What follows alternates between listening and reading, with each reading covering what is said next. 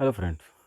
पिछला वीडियो में हमने 11वीं कक्षा के गणित में एक्सरसाइज 2.1 के बेसिक और क्वेश्चन नंबर 3 तक को कंप्लीट कर लिया था। आज हम इसी एक्सरसाइज के क्वेश्चन नंबर 4 से आगे को देखते हैं। तो स्टार्ट करते हैं। नंबर 4 में हमें सत्य और असत्य के बारे में बताना है और यदि असत्य होता है तो उसे सही करके लिखना है। तो देखते हैं, इस प्रश्न में P इक्वल दिया है MN, Q इक्वल दिया है NM और कहा P क्रॉस Q इक्वल इतना है। तो आपने पढ़ा था कि number of A cross B equal होता है number of A into number of A into number of B। और यहाँ पर हम देखें तो नंबर ऑफ P है 2 और नंबर ऑफ Q है 2 डिजिट इसमें भी है, 2 डिजिट इसमें भी है। यदि इन दोनों का यदि हम मल्टीप्लाई कर दें तो होता है 4, जबकि P क्रॉस Q में यहाँ पर दिया है 2 ही इसके सदस्य दिए हैं। इसका मतलब ये है आपका असत्य, यह हो गया असत्य। तो इस प्रश्न में बोला था कि यदि असत्य होता है तो आपको सही करके लिखना है। तो सही क्या है? तो P क्रॉस Q यदि हम निकालें तो होगा पहले P का अवयव M, फिर Q का अवयव N, फिर उसके बाद इसमें से M, फिर इसमें से भी M होगा, फिर उसके बाद P में से यदि हम N को लेते हैं तो इसमें से N आ जाएगा, और फिर जब इसमें से हम N को लेंगे तो इसमें से फिर M, और ये होगा इसका सही आंसर। क्वेश्चन नंबर 2 में बोल रहा है कि यदि A और B दो अरिक्त समुच्चय है तो उस स्थिति में यदि A क्रॉस B का क्रमित युग्म XY होता है तो क्या X बिलोंग्स टू A और Y बिलोंग्स टू B होगा।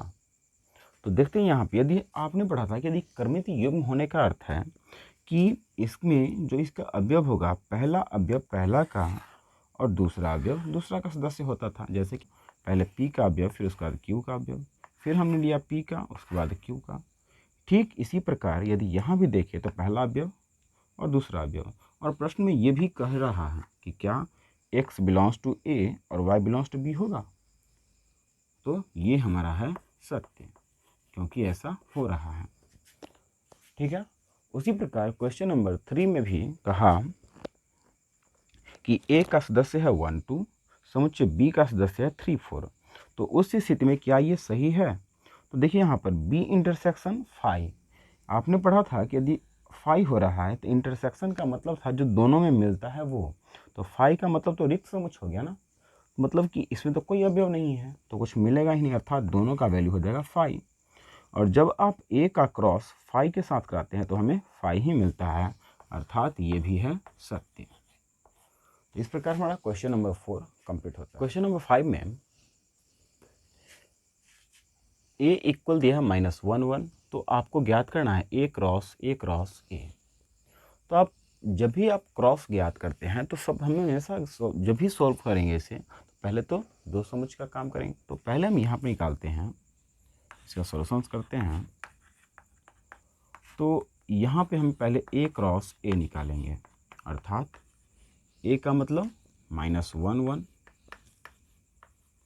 क्रॉस फिर से A -1 1।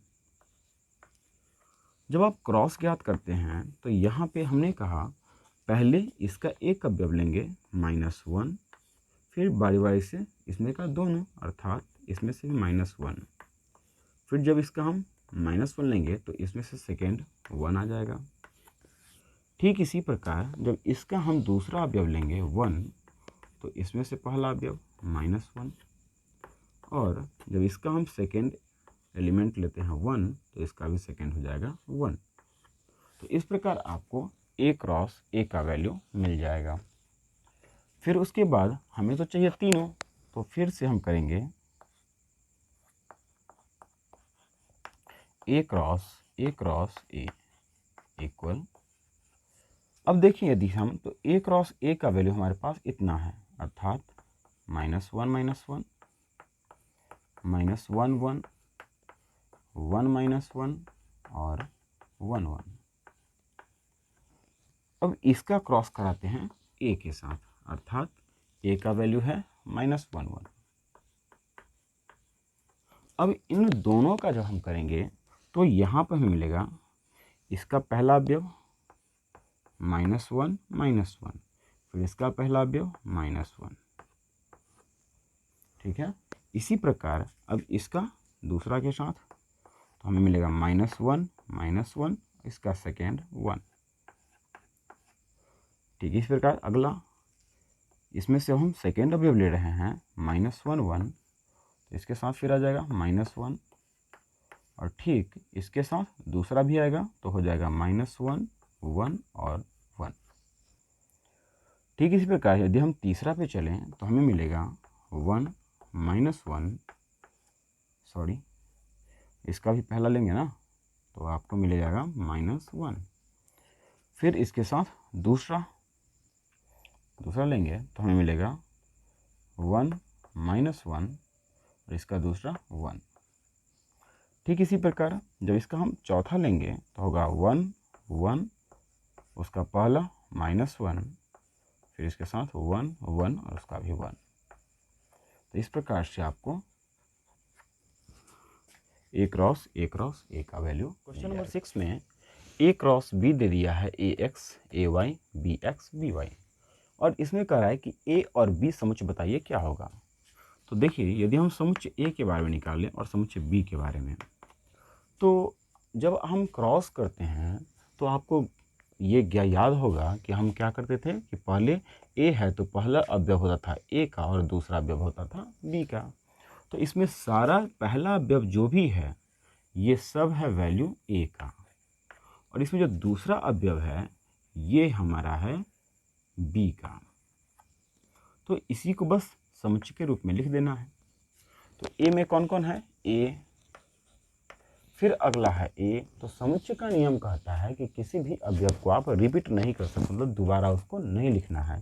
तो A हम जो कि एक बार लिख चुके हैं इसलिए दोबारा नहीं लिखेंगे। फिर इसमें है B, तो इसमें आ जाएगा B। फिर अगला B ही था इसलिए हमने इसको रोक दिया यहीं पे। तो इस प्रकार से आपको समुच्चय A मिल जाएगा। फिर समुच्चय B की बात करें तो समुच्चय B हो जाएगा इसका सेकेंड टर्म। तो पहले x है तो x, फिर y है तो y, फिर x है तो x हम लिख चुके हैं इसलिए दोबारा नहीं लिखेंगे, और इसका लास्ट में y है तो y को भी लिख चुके हैं। तो इस प्रकार हमें समुच्चय A और समुच्चय B दोनों आसानी से मिल जाते हैं। नंबर 7 में समुच्चय A, B, C और D ये चार समुच्चय दिए गए हैं, और इनके आधार पर हमें ये प्रूफ करना है कि A cross B intersection C equal है A cross B intersection A cross C। तो सबसे पहले यदि हम LHS को ज्ञात करना चाहें, हम LHS पे ही चलें, तो हमें क्या क्या चाहिए, A intersection C, B intersection C चाहिए। सबसे पहले तो आपको क्रॉस करने के से पहले आपको निकालना होगा B इंटरसेक्शन C। तो यहाँ पे हम बाय बाय से जो जो हमें आवश्यक है पहले उसे हम ज्ञात कर लेते हैं। तो हमने यहाँ पे निकाले यदि B इंटरसेक्शन C, तो ये हमें मिल जाएगा, इंटरसेक्शन का मतलब होता था कि जो दोनों में मिलता था, B और C में कुछ मिलता है, कोई भी डिजिट मिलता नहीं है। इसमें है 1 2 3 4, इसमें है 5 6, अर्थात ये हो जाएगा 5, या इसी को आप कह सकते हो इस प्रकार से 5। ठीक है, अब यदि हम LHS की बात करें, यदि हम LHS को ज्ञात करें तो हमारे पास है A cross B intersection C। यदि हम इसे निकालना चाहें तो A हमारे पास है 1 2 1 2, और इसका क्रॉस करना है 5 के साथ, मतलब B इंटरसेक्शन C के साथ, और B इंटरसेक्शन C मतलब 5 अर्थात खाली। तो यदि हम इन दोनों का क्रॉस करें तो इसमें तो कुछ है ही नहीं, तो क्रॉस संभव नहीं है। हमने कहा था जब हम एक्सरसाइज को समझा रहे थे उस समय कि यदि A और B क्रॉस तभी हो सकता है जब दोनों अरिक्त समुच्चय हो। यहाँ पर B जो है, ये वाला जो पार्ट है इसका, जिसके साथ इसका हम क्रॉस कर रहे हैं, ये वाला इसका रिक्त समुच्चय है, अर्थात इन दोनों का क्रॉस संभव नहीं है, इसलिए इसका आंसर हो जाएगा 5। तो इस प्रकार हमारा LHS कंप्लीट होता है। हम RHS की ओर चलें तो RHS में हमें क्या क्या चाहिए, हमें चाहिए A क्रॉस B और A क्रॉस C। तो सबसे पहले हम इन दोनों को ज्ञात करते हैं, अर्थात A क्रॉस B। यदि आप A क्रॉस B ज्ञात करें तो यहाँ से आप लिख सकते हो 1 1 1 2 1 3 और 1 4। यहाँ पर हम पहले लिखते हैं 1 1 1 2 1 3 1 4। क्योंकि जब आप ए क्रॉस बी ज्ञात करते हैं तो पहले ए का अवयव एक ठो लेते हैं और बारी बारी से बी के अवयव को इसके साथ लगा देते हैं। फिर उसके बाद इसके दूसरा अवयव को बारी बारी से फिर हम बी के ले लेंगे। तो हम यहाँ फिर लें तो हम इसी के साथ हम नीचे लिख रहे हैं इसको, आपको मिल जाएगा 2 1 2 2 2 3 और 2 4। ओके, ये आपको मिल जाएगा ए क्रॉस बी। फिर यहाँ पे यदि हम अगला ए क्रॉस सी ज्ञात करें तो ए क्रॉस सी हो जाएगा पहले ए का फिर सी का, मतलब 1 5 1 6 2 5 2 6। तो यहाँ पे हम लिख सकते हैं 1 5 1 6, यहाँ से 1 5 1 6, फिर 2 5 2 6। इसलिए RHS पे यदि हम चलें तो RHS है A cross B intersection A cross C. अब यदि देखें इंटरसेक्शन का मतलब जो दोनों में मिलता हो, तो क्या इसमें और इसमें कोई मिलने वाला अवयव है? इसमें 5 6 5 6 है, इसमें कहीं पे 5 6 है ही नहीं, अर्थात इसमें से एक भी अवयव दोनों में नहीं मिलता है, अर्थात ये हो गया 5। तो यहाँ पे आप देख सकते हो कि LHS जो है हमारा वह RHS के बराबर में आ रहा है।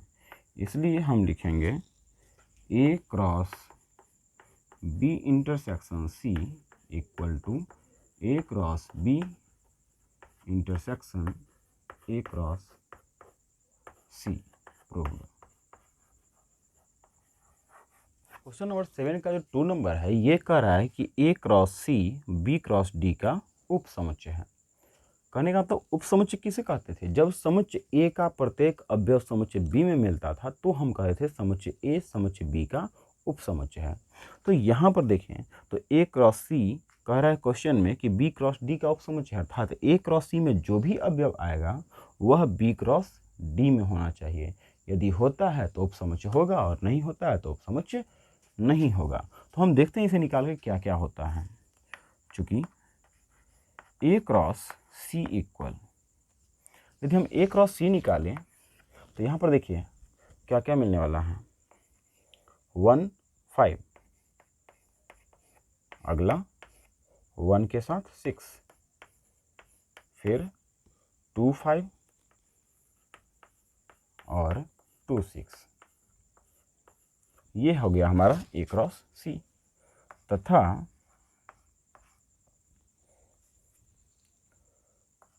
बी क्या है, बी क्रॉस डी है, बी क्रॉस डी। तो यदि हम बी क्रॉस डी ज्ञात करें, बी और डी इन दोनों को, तो देखिए इसमें क्या क्या मिलता है। 1 5 1 6 1 5 1 6 1 7 1 8। तो ये तो हमने निकाला 1 के साथ।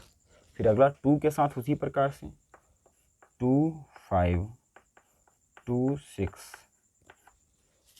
2 7 2 8। ठीक उसी प्रकार 3 के साथ 3 1 3 2 3 3, सॉरी 1 नहीं है 5 है, 3 5 3 6 3 7 3 8। ठीक इसी प्रकार 4 के साथ हो जाएगा 4 5 4 6 4 7 और 4 8। अब यदि हम इन दोनों को देखें तो यहाँ पर देखिए 1 5 1 5 1 6 1 6 2 5 2 5 2 6 2 6, अर्थात ए क्रॉस सी में जो भी अवयव है वो सारा का सारा बी क्रॉस डी में भी है। तो यहाँ पे हम लिख सकते हैं चूँकि ए क्रॉस सी का प्रत्येक अवयव